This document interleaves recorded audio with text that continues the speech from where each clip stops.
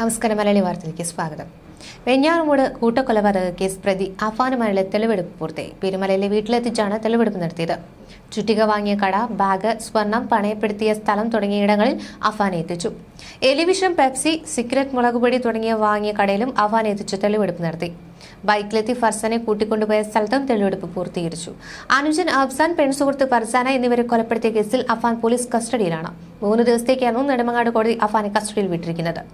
നേരത്തെ അഫാനുമായി പാങ്ങോട്, കിളിമാനൂർ പോലീസ് തെളിവെടുപ്പ് പൂർത്തിയാക്കിയിരുന്നു. പിതൃ സഹോദരൻ ലത്തീഫിനെയും ഭാര്യ സാജിനെയും കൊലപ്പെടുത്തിയതിനു ശേഷം വീട്ടിൽ മടങ്ങിയെത്തിയാണ് അഫാൻ അഫ്സാനെയും ഫർസാനെയും അടിച്ചു വീഴ്ത്തിയത്. വീട്ടിലേക്ക് കയറിയ വിധവും കൊലപാതക രീതിയും ഒക്കെയാണ് പ്രതി ഇന്നത്തെ തെളിവെടുപ്പിൽ പോലീസിനോട് വിശദീകരിച്ചത്. ഇതിനുശേഷം സ്വർണം പണയം വെച്ച ധനകാര്യ സ്ഥാപനത്തിലും എലിവിഷം വാങ്ങിയ കടയിലും തെളിവെടുപ്പ് നടത്തി. പിന്നീടായിരുന്നു പെപ്സി, മുളകുപൊടി, ചുറ്റിക, ബാഗ് എന്നിവ വാങ്ങിയ കടകളിലും പോലീസ് ഒരിക്കൽ കൂടി പ്രതിയെ എത്തിച്ച് തെളിവെടുപ്പ് നടത്തിയത്. ഫർസാനെ ബൈക്കിൽ കൂടെ കൂട്ടിയ വഴിയിൽ തെളിവെടുത്ത ശേഷം പ്രതിയെ തിരികെ പോലീസ് സ്റ്റേഷനിൽ എത്തിച്ചു. 3 കേസുകളിലെയും തെളിവെടുപ്പ് പൂർത്തിയായതിനാൽ വേഗത്തിൽ കുറ്റപത്രം തയ്യാറാക്കി സമർപ്പിക്കാനാണ് അന്വേഷണ സംഘത്തിന്റെ നീക്കം. ഫെബ്രുവരി 24-നായിരുന്നു വെഞ്ഞാറമൂട് കൂട്ടക്കൊലപാതകം നടന്നത്. പിതൃമാതാവ് സൽമ ബീവി, പിതൃ സഹോദരൻ ലത്തീഫ്, ഭാര്യ സാജിദ, സഹോദരൻ അഫ്സാൻ, പെൺസുഹൃത്ത് ഫർസാന എന്നിവരെയായിരുന്നു അഫാൻ കൊലപ്പെടുത്തിയത്. രാവിലെ 10-നും 6-നും ഇടയിലായിരുന്നു 5 കൊലപാതകങ്ങൾ നടത്തിയത്. മാതാവ് ഷമിയെ ആക്രമിച്ചപ്പോൾ മരിച്ചു എന്നായിരുന്നു അഫാൻ കരുതിയിരുന്നത്. 5 കൊലപാതകങ്ങൾക്ക് ശേഷം അഫാൻ എലിവിഷം കഴിക്കുകയും പോലീസിൽ കീഴടങ്ങുകയുമായിരുന്നു. അതേസമയം ചികിത്സയ്ക്ക് ശേഷം ആശുപത്രി വിട്ട അഫാന്റെ മാതാവ് ഷമി അഗതി മന്ദിരത്തിലാണിപ്പോൾ. കട്ടിൽ നിന്ന് വീണ് പരിക്കേറ്റതെന്ന് ആവർത്തിച്ചുകൊണ്ടിരിക്കുകയാണ് അഫാന്റെ ഉമ്മ ഷമി. അഫാനെ ജയിലിൽ നിന്ന് ഇറക്കണമെന്നും അവർ അഭ്യർത്ഥിച്ചിട്ടുണ്ട്. ഒരു മാധ്യമത്തോട് സംസാരിക്കവെയായിരുന്നു അത് അവരുടെ അഭ്യർത്ഥന. നടക്കാൻ ബുദ്ധിമുട്ടുണ്ട്. ഞാൻ പറഞ്ഞത് കറക്റ്റ്. എനിക്ക് അതേ ഓർമ്മയുള്ളൂ. ഞാൻ കട്ടിൽ നിന്ന് വീണതാണ്. എനിക്ക് സംഭവിച്ചതും അത് തന്നെയാണ്. എന്റെ ഓർമ്മയിലും അത് തന്നെയാണ്. പോലീസുകാർ 2 തവണ ചോദിച്ചു. എനിക്കിന്ന് സ്കൂളിൽ കൊച്ചിന് വിട്ട കാര്യമൊക്കെ ഓർമ്മയുണ്ട്. അത് തന്നെയാണ് ഞാൻ പറഞ്ഞത്. സാറേ, എന്റെ കൊച്ചിനെ ഇറക്കാൻ പറ്റുമോ? എന്റെ കൊച്ചിനെ ഇറക്കിത്തരണം. ഇളയവൻ മരിച്ചുപോയി. എനിക്ക് 3 മകനേ ഉള്ളൂ. അവനെങ്കിലും എനിക്ക് ഇറക്കിത്തരണം.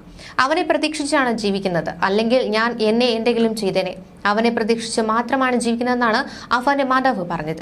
ഇതിനിടെ അഫാന്റെ മാതാപിതാക്കൾക്ക് വീട് നൽകാൻ ഒരു സ്വകാര്യ മാധ്യമ സ്ഥാപനം രംഗത്തെത്തി. ശ്രീകണ്ഠൻ നായർ വീട് നൽകുമെന്നാണ് പ്രഖ്യാപിച്ചിരിക്കുന്നത്. ലഹരിക്കും ആക്രമണത്തിനുമെതിരായ കേരള യാത്രയിൽ അഫാന്റെ പിതാവ് അബ്ദുറഹീം പങ്കെടുത്തിരുന്നു. അഫാന്റെ പിതാവും ചികിത്സയുള്ള മാതാവും നിലവിൽ വെഞ്ഞാറമൂടുള്ള സ്നേഹസ്പർശം ആശ്രയ കേന്ദ്രത്തിലാണ് കഴിയുന്നത്. വീട് പണി ഉടൻ ആരംഭിക്കുമെന്നാണ് ശ്രീകണ്ഠൻ നായർ ഉറപ്പ് നൽകിയിരിക്കുന്നത്. പഴയ വീട്ടിൽ താമസിക്കാൻ ബുദ്ധിമുട്ടുണ്ടെന്നും മക്കളുടെ ഓർമ്മകൾ തന്നെ പിന്തുടരുമെന്നുമാണ് അഫാന്റെ പിതാവ് പറഞ്ഞത്. മക്കളെ ഒരു പരിധി കഴിഞ്ഞാൽ നമ്മൾ സൂക്ഷിച്ച് ശ്രദ്ധയോടുകൂടി വളർത്തിയെടുക്കണം. എനിക്ക് പറ്റിയത് അതാണ്. 7 വർഷത്തോളം വരാൻ പറ്റാതെ അവിടെ നിന്ന് പോയതാണ് മകൻ ഇങ്ങനെ ആയിപ്പോയത്. നമ്മൾ ജീവിതമാർഗം തേടിപ്പോയതാണ് ഗൾഫിലേക്ക്. കഷ്ടപ്പെട്ട് മക്കളെ വളർത്താൻ വേണ്ടി പോയത്. ഇങ്ങനെ ആയിപ്പോകുമെന്നുള്ള പ്രതീക്ഷ ഇല്ലായിരുന്നുവെന്നാണ് അദ്ദേഹം കൂട്ടിച്ചേർത്തത്. അഫാനെ സംരക്ഷിക്കുന്ന മൊഴി തന്നെയാണ് ഷമീന് ആവർത്തിക്കുന്നത്. ആശുപത്രിയിൽ നിന്നും സംരക്ഷണ കേന്ദ്രത്തിലേക്ക് മാറ്റിയ ഷമിയുടെ മൊഴി കഴിഞ്ഞ ദിവസം പോലീസ് രേഖപ്പെടുത്തിയിരുന്നു. മകൻ അഫാനല്ല ആക്രമിച്ചതെന്നും കട്ടിൽ നിന്ന് നിലത്ത് വീണ് തലയ്ക്ക് പരിക്കേറ്റതെന്നുമാണ് ഷമീന കഴിഞ്ഞ ദിവസം മൊഴി നൽകിയത്. മകന് മറ്റാരെയും ആക്രമിക്കാൻ കഴിയില്ലെന്നും ഷമീന പോലീസിനോട് പറഞ്ഞു. വെഞ്ഞാറമൂട് SHO RP അനൂപ് കൃഷ്ണന്റെ നേതൃത്വത്തിൽ കഴിഞ്ഞ ദിവസം ഷമിയുടെ മൊഴിയെടുക്കുകയായിരുന്നു. ഷമിയെ പാർപ്പിച്ചിരുന്ന പ്രത്യേക സംരക്ഷണ കേന്ദ്രത്തിലെത്തിയ പോലീസ് ഷമിയുടെ തലയ്ക്ക് പരിക്കേറ്റത് എങ്ങനെയാണെന്ന് ചോദിച്ചു. കട്ടിൽ നിന്ന് വീണതാണ് പരിക്കേറ്റതെന്നും ഷമി അറിയിച്ചു. കട്ടിൽ നിന്ന് വീണാൽ ഇത്രയും വലിയ പരിക്കുണ്ടാകില്ലല്ലോ എന്ന ചോദ്യത്തിന് ആദ്യം വീണതിനു ശേഷം എഴുന്നേൽക്കാൻ ശ്രമിക്കുമ്പോൾ വീണ്ടും വീണ് പരിക്കേറ്റുവെന്നാണ് ഷമി മറുപടി നൽകിയത്. സംഭവ ദിവസം രാവിലെ നടന്ന കാര്യങ്ങൾ ഓർക്കുന്നുണ്ടോ എന്ന് ചോദിച്ചപ്പോൾ വിഷയം മാറ്റിയ ഷമി വിശക്കുന്നു, ശരീരം തളരുന്നു എന്നെല്ലാം പറഞ്ഞു. കടബാധ്യതയുടെ വിവരങ്ങൾ രേഖപ്പെടുത്തിയ ഷമിയുടെ ഡയറിയിലെ വിവരങ്ങൾ സംബന്ധിച്ചും ചോദിച്ചിരുന്നെങ്കിലും വ്യക്തമായ മറുപടി ലഭിച്ചില്ല. 1 മണിക്കൂർ ഷമിയുമായി സംസാരിച്ചെങ്കിലും മൊഴി രേഖപ്പെടുത്താനാകാതെ, അതായത് പൂർത്തിയാക്കാൻ കഴിയാതെയായിരുന്നു പോലീസ് മടങ്ങിയത്. കൂടുതൽ വിവരങ്ങൾ ശേഖരിക്കാൻ ഷമിയുടെ ആരോഗ്യനില ഇനി മെച്ചപ്പെടേണ്ടതുണ്ട് എന്നാണ് പോലീസിന്റെ വിലയിരുത്തൽ. ഇതിനിടെ കേസ് അന്വേഷണത്തിൽ സാമ്പത്തിക കുറ്റം കൂടി ഉൾപ്പെടുത്തി പുതിയ കേസ് രജിസ്റ്റർ ചെയ്യാൻ പോലീസ് നടപടി തുടങ്ങിയിട്ടുണ്ട്. പ്രതി അഫാന്റെ കടബാധ്യത, കുടുംബത്തിന്റെ സാമ്പത്തിക പ്രശ്നങ്ങൾ എന്നിവ സംബന്ധിച്ച് നിലവിൽ പോലീസ് അന്വേഷണം നടത്തുകയാണ്. അഫാന്റെ കുടുംബം സാമ്പത്തിക ഇടപാട് സ്ഥാപനത്തിൽ നിന്നും വ്യക്തികളിൽ നിന്നും പണം കടം വാങ്ങിയതിന്റെ വിവരങ്ങൾ പോലീസിന് ഇതിനകം ലഭിച്ചു കഴിഞ്ഞു.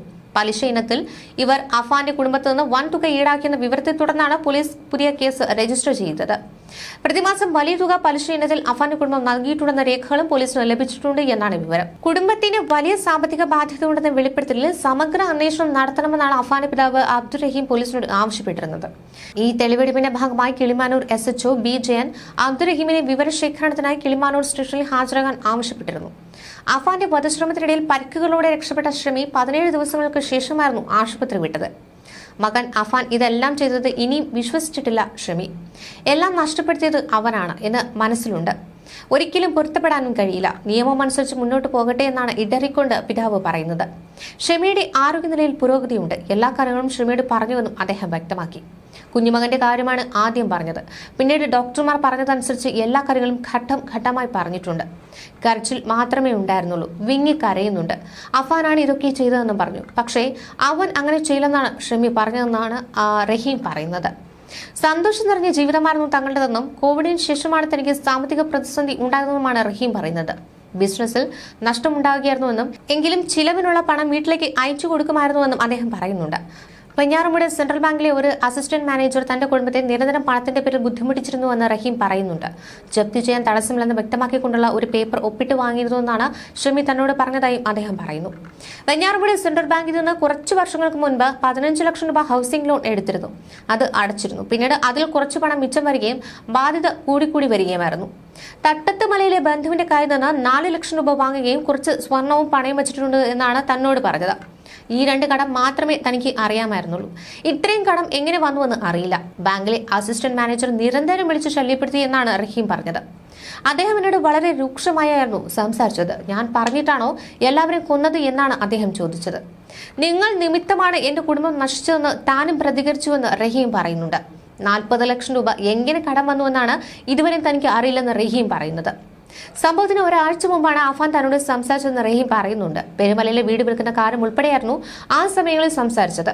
പണ്ടത്തെ പോലെ വരുമാനമില്ലെന്നും അതിനനുസരിച്ച് ജീവിക്കണമെന്നും താൻ ഭാര്യയോടും മകനോടും പറഞ്ഞിട്ടുണ്ടായിരുന്നുവെന്നും റഹീം പറയുന്നുണ്ട്.